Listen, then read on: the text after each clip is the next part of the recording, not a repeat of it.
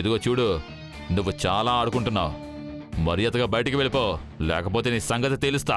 ఏం తెలుస్తారు సార్? నన్ను చంపేస్తారా? వర్షిణి, నువ్వు కొంచెం బయటికి నడు. ఎందుకో? మీ అంకుల్తో నేను కొంచెం మాట్లాడాల్సింది.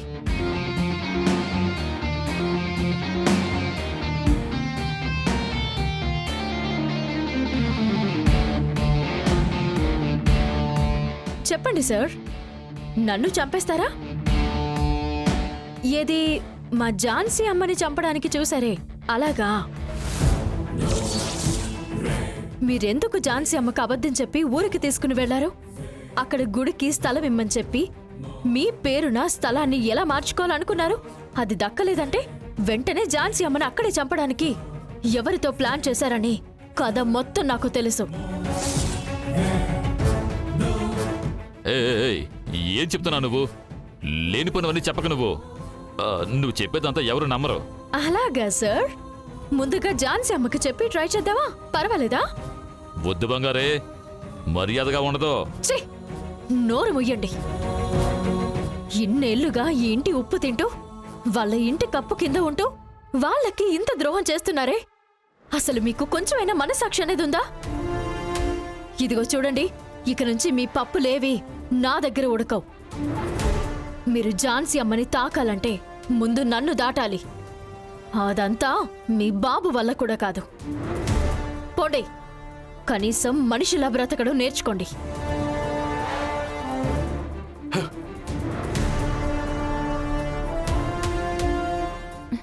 ఏంటి మావయ్య, మాట్లాడేశారా? వెళ్ళిపోతుందా? మాట్లాడాను వర్షిని, కానీ ఏమండి, మీరు అసలు ఎందుకు ఉపయోగపడరండి? దాన్ని మెడ పట్టుకుని ఎలా బయటికి అంటుతానో చూడండి. నువ్వు పదవే. ఏయ్, నేను చెప్పేది ఒకసారి విను. ఏయ్ అమృత! ఏ బంగారి, ముందు నువ్వు బయటికి నాడు. ఎవరు రూమ్లోకి వచ్చి నువ్వు అధికారం చెలాయిస్తున్నావే? అమృత, నేను చెప్పేది విను, వదిలే. దొరా సార్, నేనిక్కడ ఉండకూడదా? నేను వెళ్ళిపోవాలా? మీ వైఫ్ అంటున్నారు. అమృత, ఆ అమ్మ ఇక్కడే ఉంటుంది, నువ్వు కామ్గా ఉండు. ఏంటి మావయ్య ఇలా మాట్లాడుతున్నారు? అయ్యో, మీరు దండగ మావయ్య.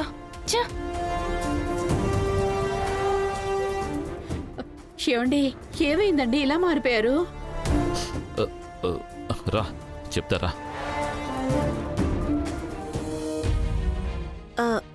వర్షిని, షాపింగ్కి ఏం వద్దు, మన ఇంట్లోనే ఉందాం.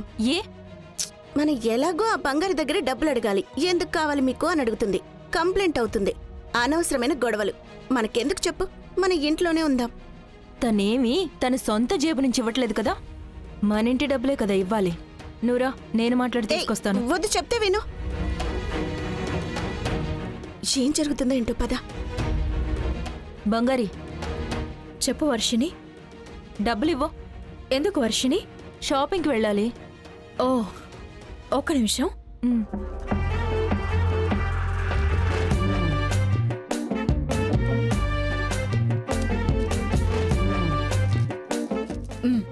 రెండు 500 నోట్లు తీసుకో. ఇద్దరూ షేర్ చేసుకోండి. జాగ్రత్తగా ఖర్చు పెట్టుకోవాలి, సరేనా? ఏది కొన్నా సరే బిల్ మర్చిపోకుండా తీసుకుని రావాలి. 1000 రూపీస్కి ఎన్నా? ఏ ఎక్కువైందా? సరే ఇచ్చేసాయి. 250 250 కరెక్ట్గా ఉంటుంది కదా? నువ్వు చాలా మారిపోయావు వర్షిని. ఏయ్, ఏంటి 500 ఇస్తున్నావు? 500తో ఏం షాపింగ్ చేసుకోవాలి?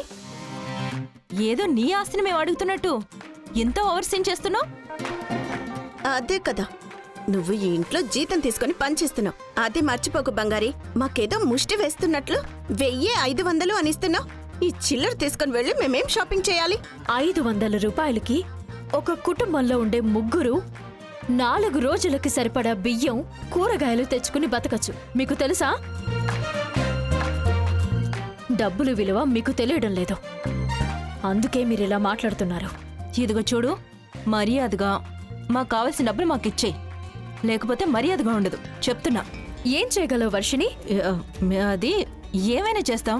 నీ ప్లాన్ ఏంటో మాకు తెలియదు అనుకుంటున్నావా? నైస్గా ఇంట్లోకి పనికి చేరావు, తర్వాత బాగా పనిచేస్తున్నట్టు నటించడం మొదలు పెట్టావు. నటించి నటించి మొత్తం ఆస్తంతా రాయించుకోవాలనే కదా నీ ప్లాన్? కరెక్ట్గా చెప్పా వర్షిని. తన డబ్బులతో చాలా అవసరాలున్నాయి. అందుకే ఈ కుటుంబంలో ఒకటి అంటూ తిష్ట వేసుకోవాలి అనుకుంటుంది. ఈ దారి బదులు వేరే దారి ఏదైనా చూసుకోవచ్చు కదా.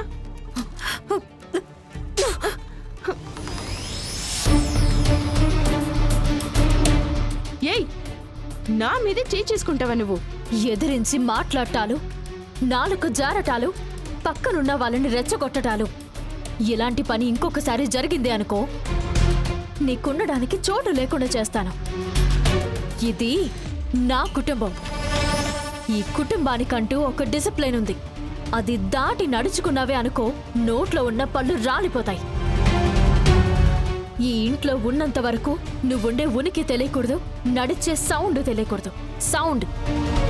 సౌండ్ కూడా తెలియకుండా చూసుకో నువ్వు.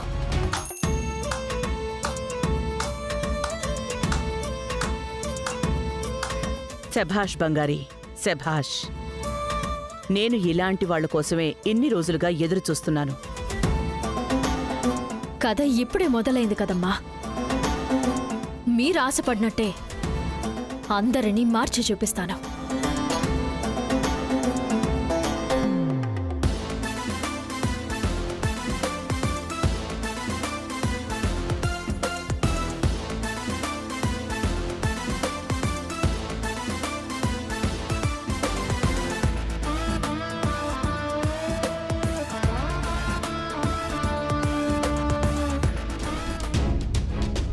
రవి, ఏమైంది శామ్? ఎందుకు ఏడుస్తున్నావు?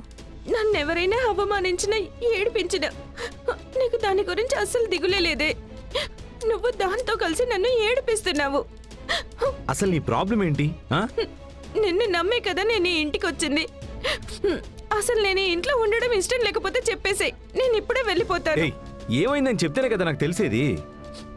ఆ బంగారి నన్ను చెంప మీద కొట్టింది. దాన్ని నువ్వేం అడగవా? నిన్నెందుకు కొట్టింది? మీ చెల్లెలు షాపింగ్ కి డబ్బులు కావాలని చెప్పింది. బంగారు ఇవ్వను అని మొండికేసింది. నేను తనని ఏంటిది అని అడిగాను.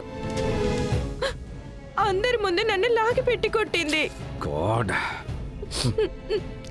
మా అమ్మ నాన్నలు కూడా నన్ను ఎప్పుడు కొట్టేది లేదు. నువ్వు పిలిచావని మీ ఇంటికి వస్తే ఇలా వచ్చిపోయే వాళ్ళు నన్ను అవమానిస్తారా? తను నా మీద చెయ్యి వేసుకోవడం అంటే నీ మీద చెయ్యి వేసుకోవడంతో సమానం కదా రవి. సరే, నాతో రా.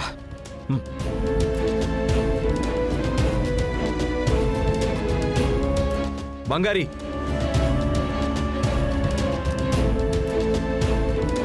శామ్ ఎందుకు కుట్టావు?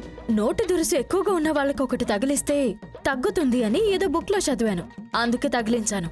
ఓ, అప్పుడు నీకు కూడా నోటి దోలు ఎక్కువగా ఉందని నాకు అనిపిస్తుంది.